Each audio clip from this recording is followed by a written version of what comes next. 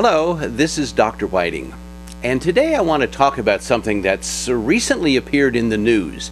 It's not really news, however. Those of us in the alternative medicine and nutrition field have known about this for at least 20 years, and that is the effect that artificial sweeteners can have on your weight gain. You see, these artificial sweeteners have a dark side, or perhaps more than one, in that we are told they contain no carbohydrates, no calories, they're non-nutritive, therefore, in unlimited amounts, they must be good for you. Well, here's the deal. Now, there's a lot of controversy that rages on as to whether these substances are good for you or not good for you, healthy or harmful to the body, and so on. And I'm going to address that only briefly because today I want to talk about the weight gain factor. Here's the deal with artificial sweeteners. The key is moderation. If you're a diabetic, a hypoglycemic, if you suffer from insulin-related problems, then a little artificial sweetener, used sparingly and occasionally as a treat, is probably a whole lot better for you than sugar. If you are of normal weight, you have a normal metabolism, and your insulin production is normal, using artificial sweeteners is really stupid, because there's no reason not to use small amounts of sugar. The key to either substance is moderation.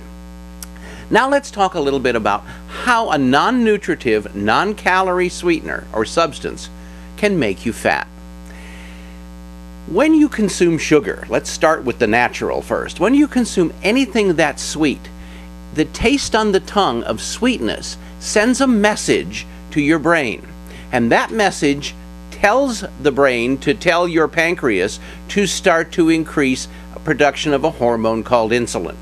Insulin's primary function is to remove excess blood sugar and store it as body fat. So when the sweet sensation already begins to take place on the tongue, the brain starts to slowly prepare the body for sugar intake. Now, when you ingest one of these artificial sweeteners, which are extremely sweet, the body has no idea that that sweet sensation is a false alarm. And if you use these artificial sweeteners to excess, they stimulate the pancreas to produce more insulin. Now, once that happens, the excess insulin sets off to do its job of lowering blood sugar. So if you've consumed these artificial sweeteners with any other starches or sugars, you will have an increased conversion of those other starches and sugars to potential body fat, because this false alarm cannot be recognized by the body. So when sweetness enters the body from any source, we have an elevated insulin situation, we have lowered blood sugar, which increases cravings for real starch and sugary foods, and we have the second problem with weight loss and artificial sweeteners. So not only do the sweeteners stimulate insulin production, which help to store body fat, they increase cravings for real starches and sugary foods because of lowered blood sugar. Once you increase the consumption of real carbohydrates and real sugary foods, then of course it starts the insulin cycle again, converting more and more blood sugar to triglyceride, which is the stored form of body fat. For more information about this process, you might want to check out my video on diabetes on this site, and a couple of others that I think you might find very interesting. Now, understand that I'm not totally against artificial sweeteners. I think they have their place. But like everything in the diet, they should not be abused. And we human beings are creatures of extreme. We love to abuse things.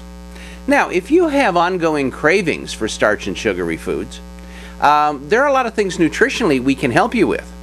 For example, the mineral chromium lowers the amount of insulin the body can produce. So it's an insulin-sparing mineral.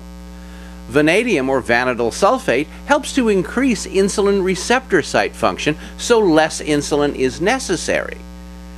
As an end result of this process, the body craves less and less sugar because your blood sugar remains much more stable.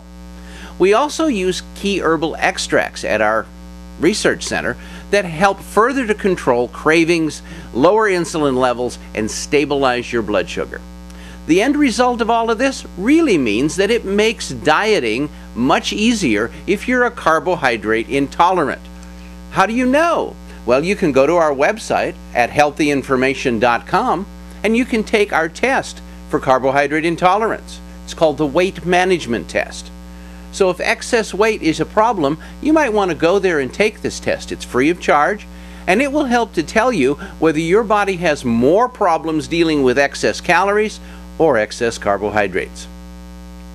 But anyone who chooses to use artificial sweeteners, the best time to use those, of course, would be with protein.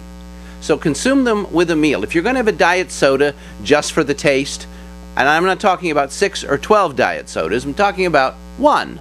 Try to have it in conjunction with some protein food. It will have a less impact on your blood sugar than if you consume these beverages and other things with artificial sweeteners on an empty stomach. If you found this information interesting and would like to pursue further benefits to health-giving nutrients, proper diet, and supplements, you can reach us on the web at www.healthyinformation.com.